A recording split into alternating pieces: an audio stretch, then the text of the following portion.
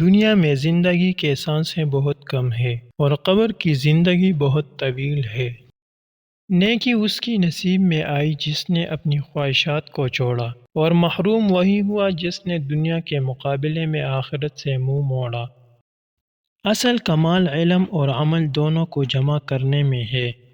برا نہ ہونا بھی ایک نیکی ہے۔ اچھے لوگوں کی صحبت اختیار کرو، اس طرح تمہارے افعال میں ان کے افعال کا رنگ پیدا ہو جائے گا۔ کمینوں کے مقابلے میں خاموشی سے مدد اور معاونت طلب کر۔ کھانے سے بھوکا اور حکمت سے سیر رہو۔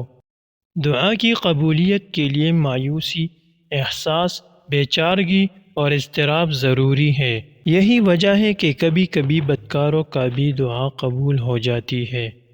اللہ تعالیٰ کو غمزدہ دل بیتاب دھڑکن مائل کرتی ہے۔ ہر سانس ایک خزانہ ہے۔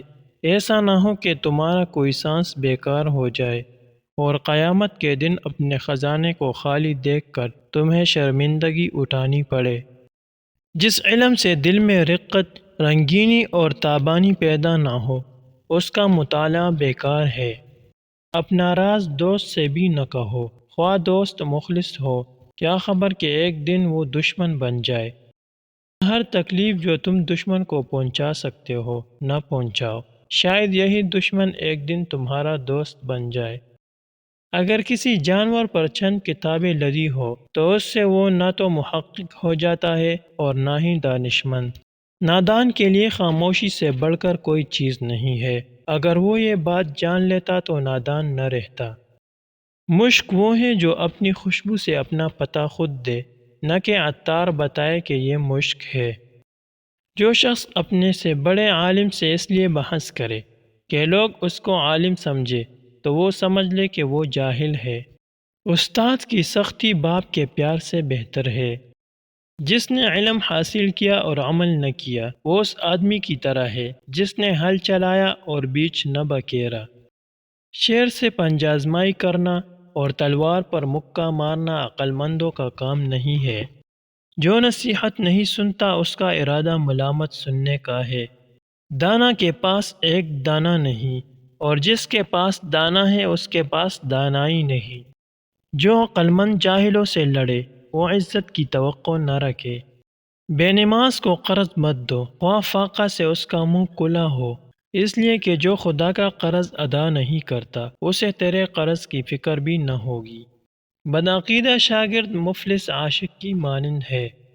راستہ کی پہچان نہ رکھنے والا مسافر بے پروں کا پرندہ ہے۔ بے عمل عالم بے پل درخت کی طرح ہے۔ جاہل عبادت گزار بغیر دروازے کا گھر ہے۔ شاہی خلعت اگرچہ قیمتی ہے لیکن اپنا پرانا لباس اس سے زیادہ باعزت ہے۔ بڑوں کا دسترخوان اگرچہ لذیذ ہے مگر اپنی جولی کے ٹکڑے اس سے زیادہ مزیدار ہے۔ جو بدوں کی صحبت میں بیٹھے اگرچہ ان کی عادت اختیار نہ کرے، برا ہی کہلائے گا۔ سونا کان سے کان کنی کے بعد نکلتا ہے اور بخیل کے ہاتھ سے جان کنی کے بعد۔ بادشاہوں کو وہی شخص نصیحت کر سکتا ہے جس کو نہ سر کا خوف ہو نہ زر کی تمنا۔ جو آدمی سوچ کر بات نہیں کرتا وہ اس کے جواب پر بگڑتا ہے۔